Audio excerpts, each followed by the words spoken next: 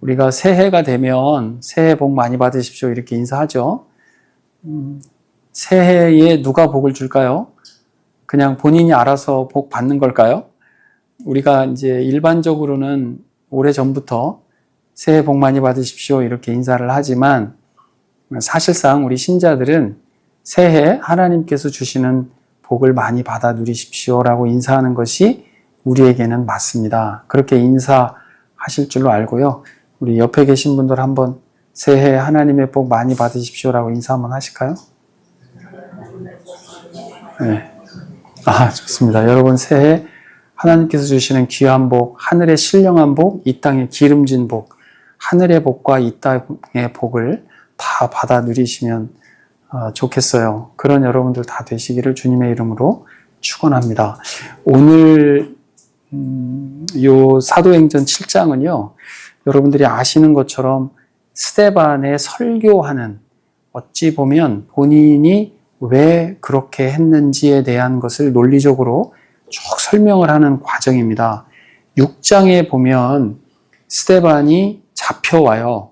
산헤드린 공의회에 잡혀오는데 산헤드린 공의회는 71명입니다.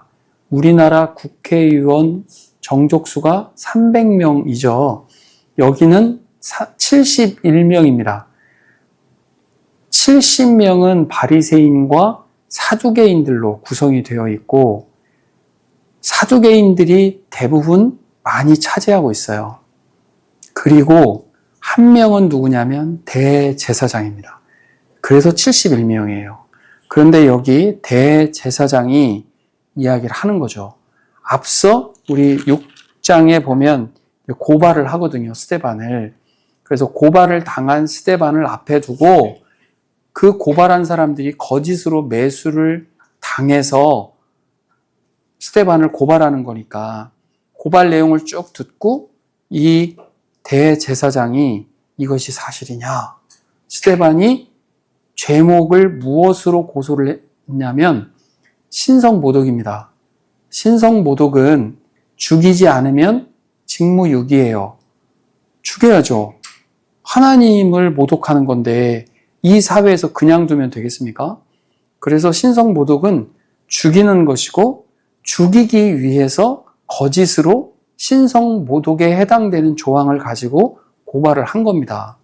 그러면 그 상황에 처해 있는 스데반 입장에서는 본인이 어떻게 논리적으로 이야기하든 지금 죽음이라고 하는 것이 스데반 앞에 다가와 있는 상태예요. 그 상태에서 이것이 사실이냐라고 대제사장이 말합니다. 이때 대제사장은 가야바입니다. 가야바라고 하는 사람이 대제사장을 하고 있을 때였고 그렇게 이야기할 때 사실이냐라고 얘기했을 때 스데반이 이렇게 이야기합니다. 부형들이요. 여기 부형은 아버지들과 형제들이라고 하는 합성어입니다. 왜 아버지들이라고 했냐면 그 당시에 산헤드린 공의회 의원들을 fathers라고 불렀어요. 아버지라고 불렀어요. 그리고 랍비들 중에서도 아버지라고 부른 것 아시죠? 아버지라고 부름을 받았어요. 그러니까 아버지 같은 존재인 거죠. 아버지 같은 존재들. 그리고 형제들도 같이 있었던 것 같아요. 그래서 아버지들과 형제들이여 들어보라 라고 얘기하는 거죠. 들어보라. 죽음 앞에 위축되어 있는 그 상태가 된 것으로 보여지는데도 불구하고 들어보라 라고 이야기합니다. 그러면서 시작하는 것이 아브라함이라고 하는 사람부터 시작해요. 성경에서 아브라함은 매우 중요한 사람입니다. 아브라함은 믿음의 조상이라고 얘기합니다. 기억하십시오. 아브라함은 믿음의 조상이에요. 그래서 믿음을 이야기하려면 가장 위 조상이 누구냐면 아브라함입니다. 원래 이름은 아브람이었어요. 아브람. 여러분 혹시 미국 대통령 이름 중에 링컨 있잖아요. 링컨이 아브라함 링컨이잖아요. 이렇게 성경적 이름을 딴 집안인 것 같아요. 그 집안이. 그런 것처럼 아브라함이라고 하는 사람을 꺼내서 여기서부터 시작을 하는 거예요. 아브라함이라고 하는 사람이 본래 어디에 살았었냐면, 우리 4대 문명 아시죠? 4대 문명 발상지 중에 메소포타미아라고 하는 곳이 있었잖아요. 그 메소포타미아라고 하는 곳에 이 사람과 그의 부모들, 친척들이 거기서 살았어요. 성경에는 나오지 않지만 이 부모가 무엇을 했던 사람이냐면 우상을 만들었던 사람으로 일반적으로 우리는 알고 있고 알려져 있습니다. 그런데 아브라함이라고 하는 사람이 본래는 어디에 있었냐면 메소포타미아라고 하는 곳에 있을 때에 누가 보여줬다라고 하는 거예요? 영광의 하나님이 아브라함에게 보여졌다라고 하는 말은 계시를 하셨다라는 뜻입니다. 계시가 뭐예요? 감추어졌던 것이 드러나는 것을 계시라고 하잖아요. 그렇게 하나님께서 그에게 보여줬어요. 자, 여러분, 메소포타미아라고 하는 곳이 우리가 일반적으로 복음이 아주 왕성하게 이루어지는 이스라엘 땅입니까? 이스라엘 땅이 아닙니까? 이스라엘 땅이 아니잖아요. 메소포타미아하고 이스라엘하고는 지리적으로 엄청 멀리 떨어져 있는 곳이에요. 하나님께서는 이스라엘에만 계시는 분입니까? 메소포타미아에도 계시는 분입니까? 당연히 메소포타미아에도 계시는 분이죠. 여기에도 마찬가지, 여기도 계시는 거예요. 하나님께서는 계시지 않은 곳이 없으니까 메소포타미아에서 보여주었다. 이렇게 얘기해요. 영광의 하나님이라고 하는 말은 우리 사람이 도저히 거부할 수 없을 만큼 영적인 권위가 느껴지는 어떠한 모습이었을 것 같아요. 우리가 묘사할 수가 없으니까 아마 영광의 하나님이다라고 이렇게 쓴 것 같아요. 영광이라고 하는 말은요, 히브리어로 보면 엄청나게 무게감이 있는 이런 표현이에요. 무게감이 있는 그런 영광의 하나님께서 아브라함에게 나타났다라고 하는 거죠. 그러면서 뭐라고 말씀하세요? 같이 한번 읽어볼까요? 시작. 이르시되 내 고향과 친척을 떠나 내가 네게 보일 땅으로 가라 하시니. 무슨 땅이요? 보일 땅. 지금 지적도를 떼준 게 아니에요. 지도를 지금 준 게 아니에요. 어떤 땅이 있어. 어떤 땅이 있는데 내가 점차 너를 보여줄 거야. 그러니까 내 고향과 친척을 떠나. 아브라함이 지금 하나님을 믿었던 상태로 보기가 어렵잖아요. 우상 숭배하던 집안의 아들이라니까요. 우상을 만들고 우상을 팔아서 먹고 사는 집안에 사는 사람이에요. 그런데 그 사람에게 갑자기 하나님께서 나타나셔서 어떤 땅이 있어. 근데 내가 점차 보여줄 거야. 그런데 우선은 떠나. 자, 4절에 보니까 뭐라고 돼 있어요? 아브라함이 갈대아 사람의 땅을 떠나. 여기가 아까 어디예요? 갈대아 우루. 거기를 떠나 어디로 가서 거했다고 돼 있어요? 하란에 거하다가 그의 아버지가 죽음에, 아버지 이름이 아까 뭐랬죠? 데라가 죽음에 하나님이 그를 거기서 너희 지금 사는 이 땅으로 옮기셨느니라. 하나님께서 아브라함에게 야, 아브라함 가라. 다시 가. 얘기한 거죠. 이 문맥들을 가만히 살펴보면 갈대아 우르에서 옮기라고 하신 것은 맞아요. 여기도 나오니까. 그리고 아마도 어떠한 연유에서든지 아버지가 죽고 어떡하지? 라고 하고 있는 그 상황에 하나님께서는 아브라함에게 다시 한번 체근하셨을 수도 있을 것 같아요. 그래서 결국은 아브라함이 갈대아 사람의 땅을 떠나 하란에 거하다가 그의 아버지가 죽었을 때 4절에 뭐라고 돼 있어요? 하나님이 그를 거기서 하란에서 너희 지금 사는 이 땅, 거기가 어디예요? 이스라엘. 지금 팔레스타인 땅이에요. 전쟁하고 있는 팔레스타인 그 땅으로 옮기셨느니라. 수동형이죠.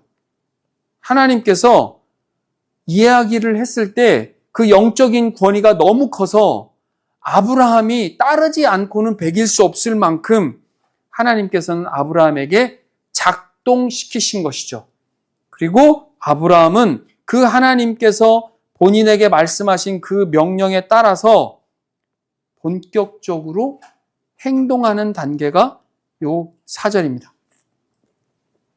5절에 보니까 이렇게 돼 있어요. 그러나 여기서 발붙일 만한 뭣도 안 줬다고요? 땅을 안 줬어. 아니, 가라고 하셨잖아요, 하나님. 가라고 하셨는데 제가 어떻게 발붙일 땅도 주지 아니하십니까? 그러면서 뭐라고 해요? 다만 이 땅을 아직 자식도 없는 그와 그의 후손에게 소유로 주신다고 뭘 했다고요? 약속하셨다, 약속. 그러니까 하나님께서 실제 거할 땅은 주지도 않으시면서 뭐만 주신 거예요? 약속. 하나님께서 땅 대신 뭐를 주셨다고요? 약속 주셨다고요. 다 일일이 한 절 한 절 다 봤는데 하나님의 언약, 하나님의 약속이 영원하다라는 게 되게 많이 나와요. 하나님이 무슨 우리에게 그 약속을 할 만큼 의무감이 있습니까? 하나님이 왜 우리한테 약속을 하시고 그것을 마치 반드시 지키시는 분이니까 그 약속을 마치 지켜야 되는 것처럼 하나님께서 그 의무를 왜 다 지키십니까? 우리가 뭐 그만한 자격이 있는 것도 아닌데 하나님께서는 우리에게 약속을 주셨고 그 약속을 영원히 지켜요. 하나님은 약속을 반드시 지켜주신다. 그러면서 또 6절에 이렇게 말씀하세요. 하나님이 또 이같이 말씀하시되 그 후손이 다른 땅에서 나그네가 되리니, 여기 다른 땅 이집트입니다. 이집트 아시죠? 그 땅 사람들이 종으로 삼아 400년 동안, 여기 400년이라고 되어 있고 원래 정확한 숫자는 뭐예요? 430년이죠. 이게 계략적 숫자라고 우리가 이해하면 될 것 같아요. 그리고 이르시되 종 삼는 나라를 내가 심판하리니, 이집트 심판하는 거죠. 뭐 할 때 심판해요? 출애굽할 때.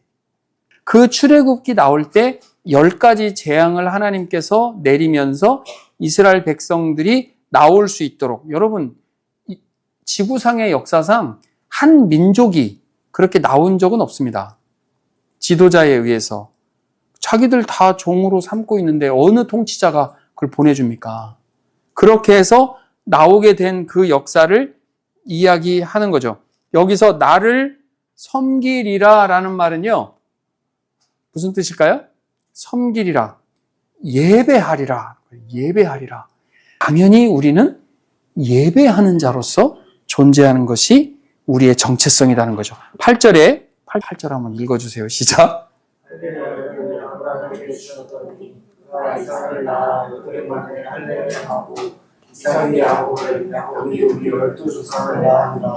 아멘. 이 8절 안에 3대가 나와요. 이것도 우리가 꼭 기억하죠. 첫째는 제일 조상이 누구라고 그랬어요? 아브라함. 아브라함의 아들이 누구라고요? 이삭.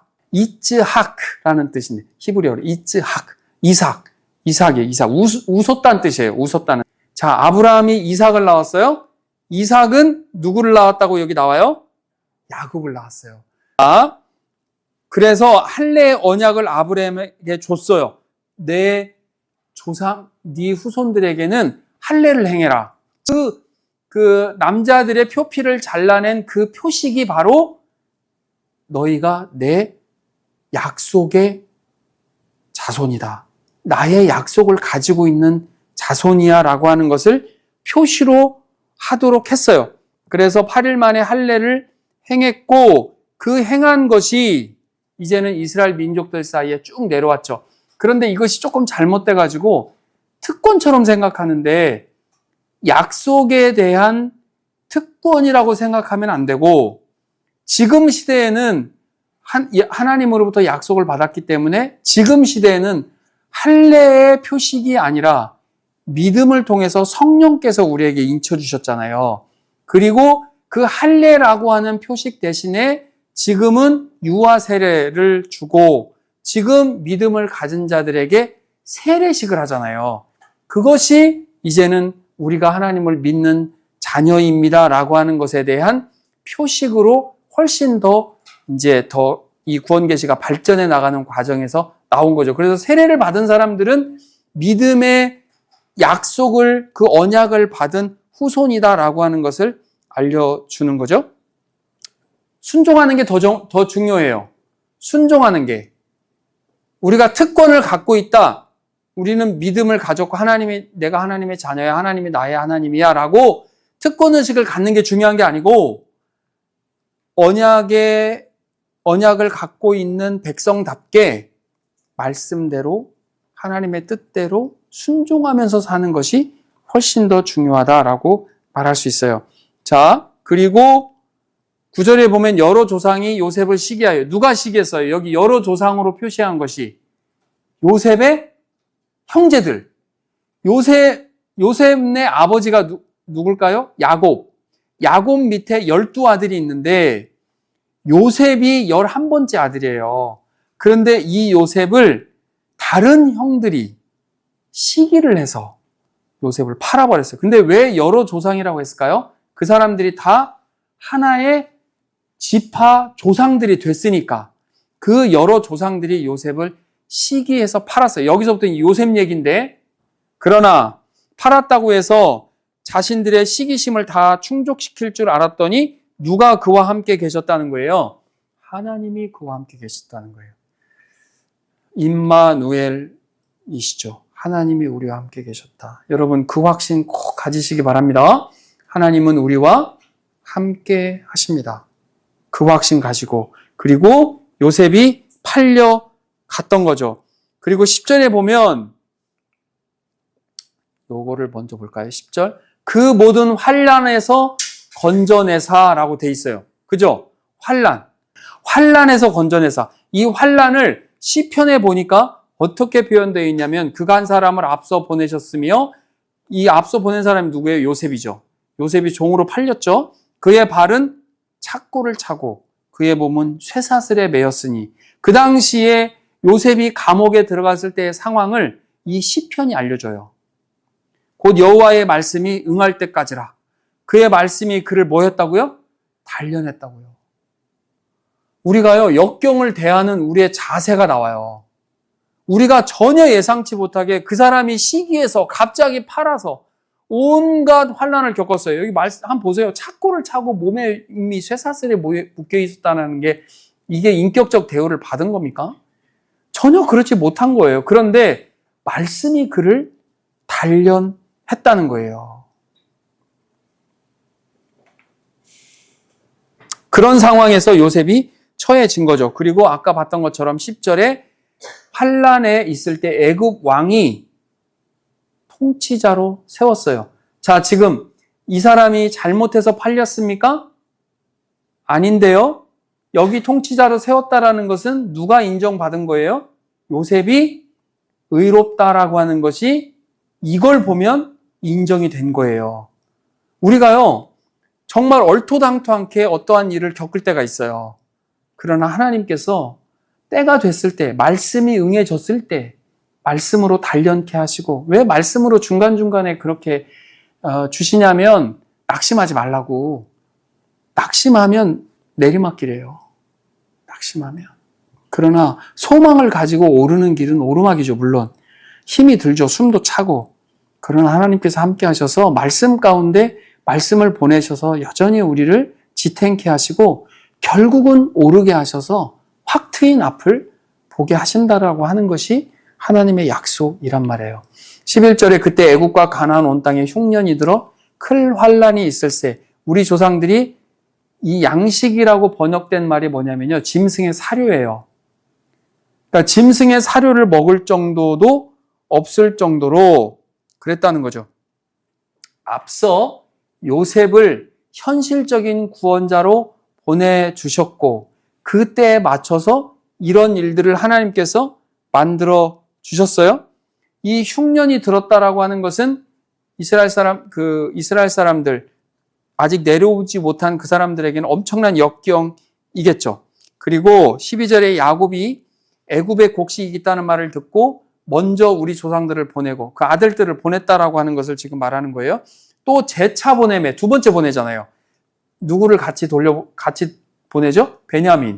베냐민을 같이 보낸단 말이에요. 베냐민이 왔을 때 요셉이 자기 친동생은 베냐민밖에 없으니까 그 베냐민을 보면서 자기를 드러내죠. 엄청나게 운단 말이에요. 그리고 그것이 친족들이 온 것이 바로에게까지 알려지는 그 과정들을 지금 얘기하고 있어요. 그리고 요셉이 사람을 보내어 그의 아버지 야곱과 온 친족 75사람을 다 청하죠. 친족들이 전체가 다 왔을 때가 75인데 여러분 잘 아는 것처럼 창세기에 보면 70명으로 나와요. 거기는 66명이 내려오고 그 다음에 요셉과 요셉의 부인 그리고 요셉의 두 아들이 있었다라고 얘기하는데 이 부분을 해석하는 많은 학자들은 요셉이 그 당시 그 이후로 요셉의 자녀들까지 다 해서 이후에 그 당시 내려올 때는 그 상황이었지만 그 이후의 상황을 고려해서 75이다 이렇게 얘기를 합니다. 야곱이 애굽으로 내려가 자기와 우리 조상들이 거기서 죽고 누가 죽었다고 나와요? 야곱이 거기서 죽잖아요. 여러분 야곱의 축복이라고 하는 그 CCM 알죠? 야곱이 여기서 자녀들을 축복했을 때 했었던 창세기 49장에 나오는 그 부분이에요. 거기서 죽고 세겜으로 옮겨져. 여러분 사마리아 여인 예수님께서 만나는 장면 기억하시죠? 거기에 야곱의 우물 그런 거 기억하시죠? 그 지역이 세겜 땅, 인근 세겜 땅이에요. 그쪽으로 옮겨서 아브라함이 세겜 하몰의 자손에게서 은으로 값주고 산 그 무덤이 있었잖아요. 막벨라 굴이 있었잖아요. 그 막벨라 굴이 헤브론에서도 별로 멀지 않고 세겜에서도 별로 멀지 않아요. 그곳에다가 장사를 치러요. 누가 치러줬어요? 요셉이. 요셉이 그때 애굽의 통치자였잖아요. 그래서 요셉이 자기 아버지 야곱을 다 장례를 치러서 데리고 그 이스라엘 땅으로 올라가서 이집트에서 이스라엘 땅까지 올라가서 거기서 장사를 치르고 하나님이 아브라함에게 약속하신 때가 가까우며 이스라엘 백성이 애굽에서 번성하여 많아졌더니 이게 무엇을 위한 번성일까요? 이 민족이 이제는 번성을 하게 이루어서 새로 나오는 왕조에게 밑보여가지고 결국은 엄청난 탄압을 받는 거예요. 하나님의 계획은 있으시다고요. 그래서 새 애굽 왕위가 새 임금이 왕위에 올랐어요. 이 사람은 요셉을 아는 사람이에요? 모르는 사람이에요?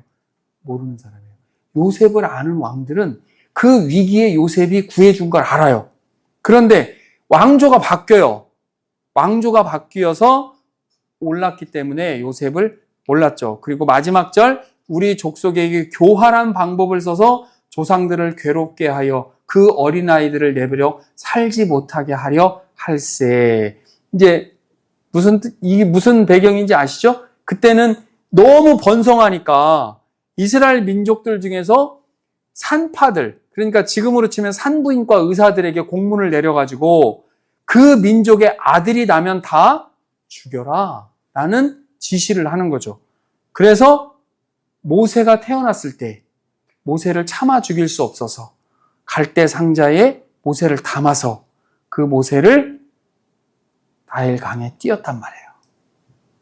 그래서 모세로 새롭게 장면이 바뀌는 것이 20절부터 이제 모세가 나는 거죠. 오늘은 여기까지 우리가 말씀을 보겠습니다. 아마 말씀을 듣는 중에 성령께서는 우리 안에 역사하시기 때문에 여러분 각자의 심령 가운데 우리가 늘 맞닥뜨리고 늘 살아가고 또 새해를 맞이해서 우리가 살아갈 때 우리에게 늘 꽃길만 어떻게 있겠습니까?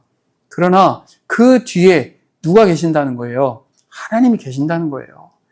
하나님께서 우리의 삶의 모든 과정들을 보시고 함께 하시기 때문에 때로는 우리가 정말 이해하지 할 수 없는 그런 역경들, 정말 울부짖을 수밖에 없는 그 안타까운 상황들도 하나님께서는 사용하십니다. 그러나 그 과정들을 하나님께서 모른 척하지 아니하시고 우리를 쭉 이끌어 가시면서 우리를 그 믿음의 그 계대 가운데 우리를 세워 가신다라고 하는 것 우리가 믿으시고 또 이 과정 전체를 다 말씀을 이제 오늘은 다 볼 수 없지만 이 우리의 삶의 모든 과정들을 하나님께서 정말 세밀하게 발걸음을 세시고 우리의 앉고 서심을 아신다라고 하셨기 때문에 그런 하나님을 믿고 살아가는 그렇게 또 새해를 맞는 저와 여러분 다 되시기를 주님의 이름으로 축원합니다. 영원한 것 중에 뭐냐면요.